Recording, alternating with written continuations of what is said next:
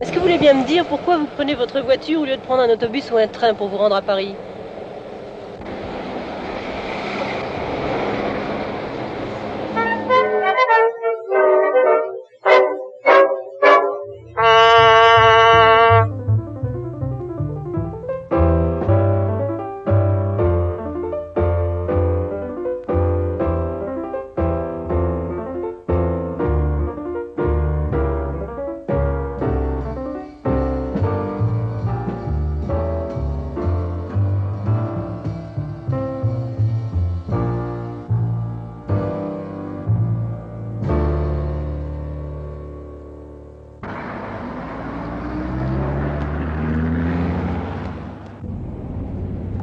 7 heures du matin, dans une gare de banlieue.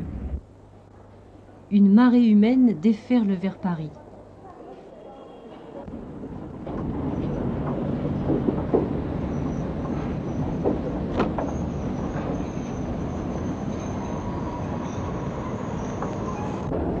Madame, vous prenez régulièrement le train pour vous rendre à Paris? Oui, Vers quelle heure à peu près? 8h21 ou 8h36 quand je suis en retard. Vous ne prenez qu'un seul moyen de transport ou vous changez? Non, je prends le métro aussi et je vais du côté d'Alma et je vais à pied à Saint-Lazare, à Saint-Augustin. Je prends assez souvent le train pour aller à mon bureau. Je trouve que c'est pratique. Vous aussi, votre bureau est à côté de la gare? À 10 minutes à pied. 10 Vous minutes préférez maximum. faire 10 minutes à pied que de Ah prendre oui, une bien voiture? sûr, ça fait un peu d'exercice. Vous ne prenez qu'un seul moyen de transport, vous en avez plusieurs? Le métro, bien le train et ensuite le métro. La voiture d'abord. Et vous la laissez à la gare? Oui. Pourquoi abandonnez-vous votre voiture? Je l'abandonne parce que je ne l'utilise pas pour aller à Paris, parce que c'est plus long que par le train. Avant, je suis pédestre et après, je prends le métro. En général, que le train. Alors là, je prends le train à la gare Saint-Lazare jusqu'à Argenteuil. Là, j'ai une correspondance qui me descend à Sannois et de là, je prends un autobus. Donc vous avez 3 moyens de transport à chaque 3 fois? moyens de transport, dont une correspondance de train. Vous prenez d'autres moyens de transport? Non, pas du tout, non.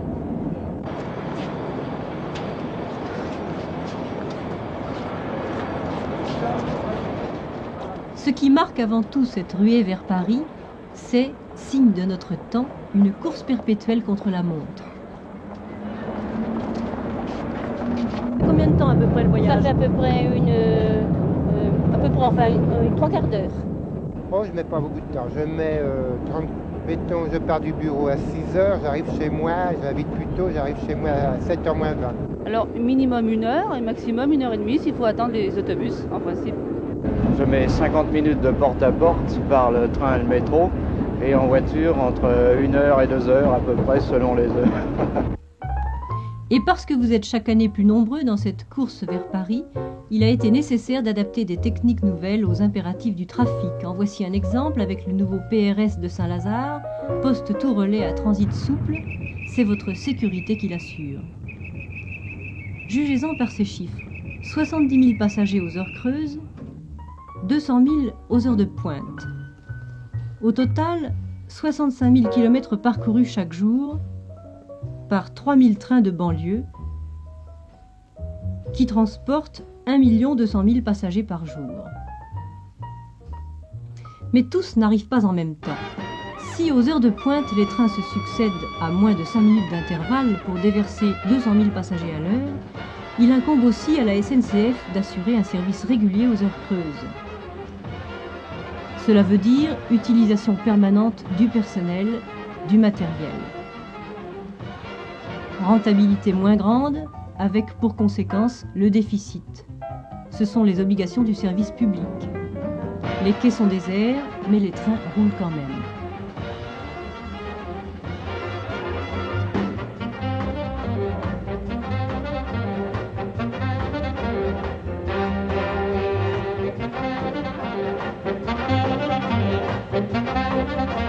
Qu'est-ce que vous en pensez de ce moyen de transport? C'était assez pratique évidemment, mais il faudrait plus de trains, beaucoup plus de trains, on est toujours debout. Je trouve qu'il y a trop d'arrêts jusqu'à Paris. Il faudrait des trains Paris-Versailles direct. Ben, mon Dieu, évidemment, aux heures d'affluence, on est un petit peu tassé, mais enfin, autrement, ça va. Alors, en espace d'1 heure, tout le monde reprend le train et c'est vraiment la grosse bousculade. Le matin, c'est un peu plus dilué. Oh, alors là, c'est très très très moche. Pourquoi? Pas de train, un temps infini pour rentrer. C'est vraiment déplorable, surtout sur la gare de l'Est. rentrez le soir si vous sortez le soir, par exemple? Ah là, je suis obligé de reprendre ma voiture pour sortir le soir. Et si vous ne l'avez pas prise, qu'est-ce que vous faites? Si je ne l'ai pas prise, je demande à ma femme qui conduit de venir me chercher au bureau. Quels sont les autres avantages que vous y trouvez? Question de confort? Lire mon journal. Bon, écoutez, je trouve tout de même pas désagréable. Pourquoi? Parce que, moi je sais pas, ça fait au fond une demi-heure de détente le matin, on se repose, et le soir également. C'est plus rapide qu'avec la voiture, avec les embouteillages de l'autoroute. D'abord, il n'y a pas d'ennui à garer sa voiture toutes les heures et demie. Hein. Et puis c'est plus rapide, on gagne énormément de temps. Et ils sont encore très nombreux, ces partisans de l'automobile. Malgré toutes les difficultés, toutes les embûches qu'ils rencontrent sur leur route. Malgré tous les moyens de dissuasion mis en œuvre pour les pousser à laisser leur voiture au garage, devant une gare de banlieue ou au moins aux portes de Paris.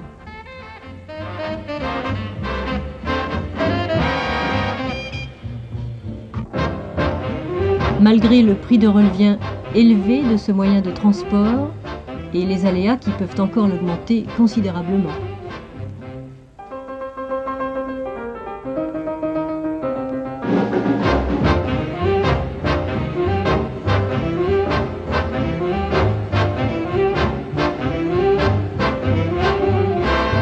Pouvez-vous me dire pourquoi vous prenez votre voiture au lieu de prendre un métro ou un autobus? Eh bien, je prends ma voiture et je m'en vais actuellement à l'hôpital Broussais. Alors, comme il n'y a pas beaucoup de moyens de transport pour la Broussais, je suis obligé de prendre ma voiture. Pour mon travail. Oui, mais pourquoi vous ne prenez pas un métro ou un train? Ah ben écoutez, je suis dans le bâtiment, je fais des chantiers, alors ce serait impossible de faire tout ce que j'ai à faire dans la journée avec le... Ah oui, parce que vous déplacez beaucoup, oui, continuellement. Oui, c'est ça. Parce que les transports en commun, eh bien, en principe, il n'y a pas assez de véhicules et ils ne sont jamais à l'heure. Pourtant, vous êtes dans une région bien desservie. Oui, peut-être ici, mais comme j'habite Brunois, c'est complètement différent. C'est parce que moi j'habite pas tellement loin et je n'ai pas besoin de rentrer dans Paris. Remarquez, je prends ma voiture que pour des petits parcours. Et pour les grands parcours, je prends le métro. Je voudrais savoir ce que vous pensez des transports en commun et pourquoi vous ne les prenez pas. Je ne les prends pas pour la bonne raison que j'habite le Brésil, mademoiselle. Et la liberté de personnel, c'est beaucoup. On a une voiture, eh bien, c'est fait pour s'en servir. Est-ce que vous voulez bien me dire pourquoi vous prenez votre voiture au lieu de prendre un autobus ou un train pour vous rendre à Paris?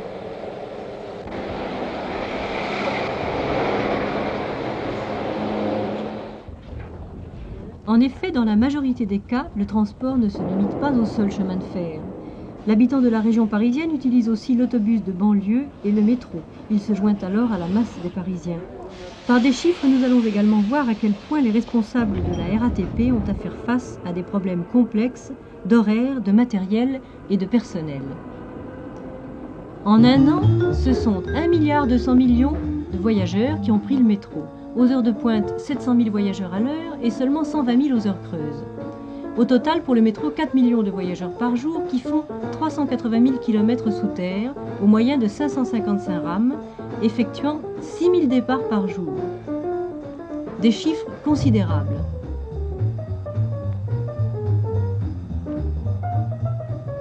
D'autres chiffres concernant les autobus.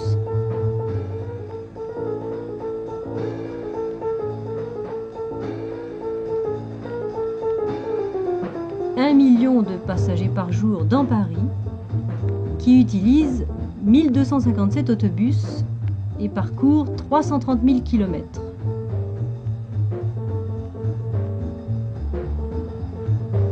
On compte 1 500 000 passagers par jour en banlieue.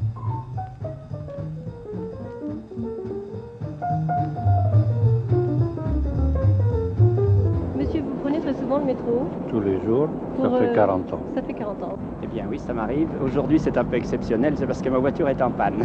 Ah bon, alors vous n'êtes pas un habitué? Si, quand même. Si, pour aller dans Paris, je trouve que c'est un moyen assez commode. Vous n'avez pas de voiture? Si. Alors pourquoi vous prenez le métro? Parce que dans Paris, je ne peux pas stationner. Aujourd'hui, ça fait drôle de voir tant de monde. C'est plutôt vers les 6h, 7h qu'il y a du monde. Et qu'est-ce que vous pensez de ce moyen de transport? Aussi, c'est vraiment trop tracé. Bien justement, c'est agréable, c'est de circuler aux heures non de pointe. Ah oui, mais quand on ne peut pas oui, faire quand autrement. on ne peut pas faire autrement, ça me paraît assez affolant. Un voyage plutôt mal, faut dire. Beaucoup trop de monde. Et au point de vue chaleur, vous n'êtes pas accommodé? Bah si, assez quand même. Hein. Assez, puisqu'on est serré, surtout dans le métro. Alors quels sont les avantages du métro pour vous? Oh, ben, les avantages, une relative rapidité de transport, Et si vous aviez une voiture, vous prendriez quand même le métro? Ah, toujours le métro. Je pense quand même que c'est le métro le plus commode. Mieux que l'autobus? L'autobus est plus agréable, mais les embouteillages donnent du retard. Ces retards restent le gros handicap des autobus, malgré les couloirs réservés, leur priorité sur les autres véhicules et le centre de régulation qui surveille leur parcours. Point de vue de confort, alors impossible de lire. Pourquoi? Parce que nous sommes trois secoués, nous lisons 2 fois les mêmes choses. Point de vue lumière, l'éclairage est mauvais le soir. Point de vue promiscuité, c'est parfois déplaisant.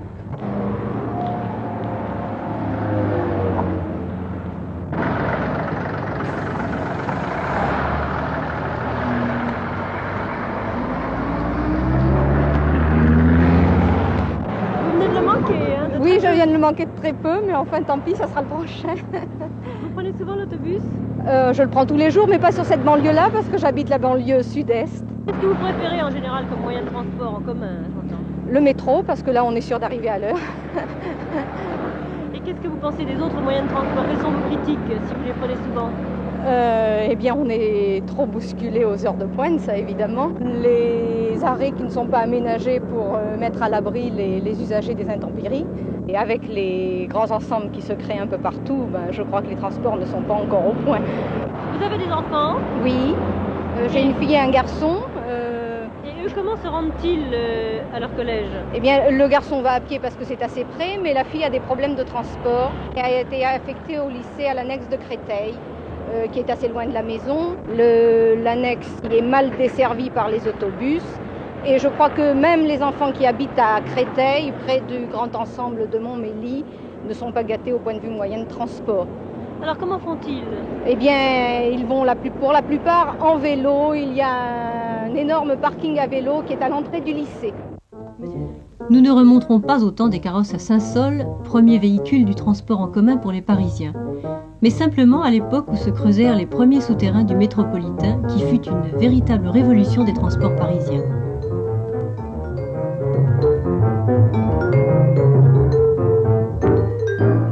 En 1900, la première ligne Vincennes-Maillot était ouverte à l'exploitation. Les trains étaient formés de 3 voitures en bois et circulaient à la vitesse de 20 km à l'heure. Le réseau ne cessa de s'étendre pour atteindre 178 km en 1941, date à laquelle il fut mis en sommeil par les événements. Les premiers trains de banlieue, eux, apparurent un siècle plus tôt. C'est en août 1837 que fut mise en service la première de ces lignes, Paris-Saint-Germain-en-Laye, longue de 17 km. La traction à vapeur a depuis ces 20 dernières années presque complètement disparu.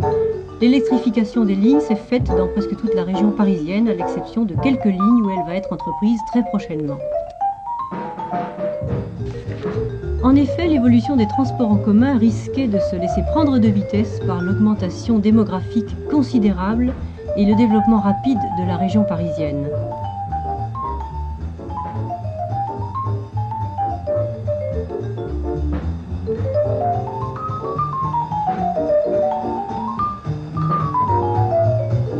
L'implantation des grands ensembles et des cités dortoirs tout autour de la capitale, l'émigration quotidienne de cette population active qui le matin se rend à Paris et le soir regagne son domicile ont nécessité l'extension. De nouveaux autobus sont lancés sur des parcours nouveaux, il faut simultanément rénover et augmenter le parc de voitures. L'aggravation de la circulation nécessite 60 véhicules supplémentaires par an. Et au total, la RATP met en service 400 autobus neufs chaque année. Ces autobus à grande capacité représentent maintenant 24% du parc. Petit à petit, l'ancien matériel est remplacé par des voitures plus confortables, moins bruyantes, plus rapides. Voici le bilan des efforts réalisés tels que l'exigeait la mutation de la région parisienne, mais sont-ils suffisants ?